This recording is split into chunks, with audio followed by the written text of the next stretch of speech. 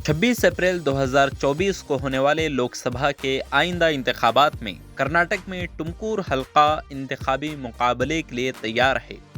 BJP के we Somanna और कांग्रेस के एसपी मुड्डे हनुमेगौड़ा इस सीट के लिए मुकाबला कर रहे हैं, जो पहले बीजेपी के जीएस बसवराजू के पास था। टुमकुरू के सियासी मंजरनामे पर वक्कलिगा और लिंगायत बिरादरियों के गलबे की निशानदेही की गई है, जो इलेक्शन डायनामिक्स को तश्कील देते हैं।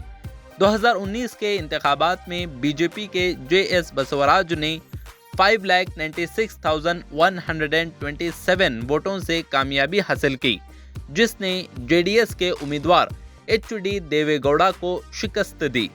2014 के इंतखाबात की तरफ देखें तो कांग्रेस पार्टी ने कामयाबी का मजा चखा और एसपी मुद्दे हनुमेगौड़ा ने 4,29,868 वोटों से कामयाबी हासिल की।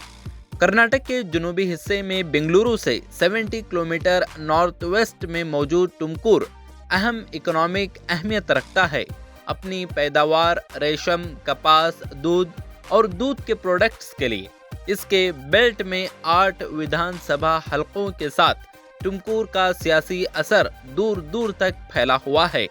असल में मैसूर रियासत का एक हिस्सा टुमकुर 1977 के बाद कर्नाटक में मुंतकिल हुआ और ख़ुद को रियासत के सियासी ताने बाने में मजबूती से शामिल किया। टुमकुर में होने वाले 16 लोकसभा इंतखाबात में से कांग्रेस पार्टी 10 बार जीत कर उभरी है, जिसने इस हलके पर अपना मजबूत गढ़ मजबूत किया। लेकिन बीजेपी ने गुज़िश्ता 3 दहाइयों में 4 बार टुमकुर सीट पर कब्जा करते हुए अहम पेशरफ्त की है।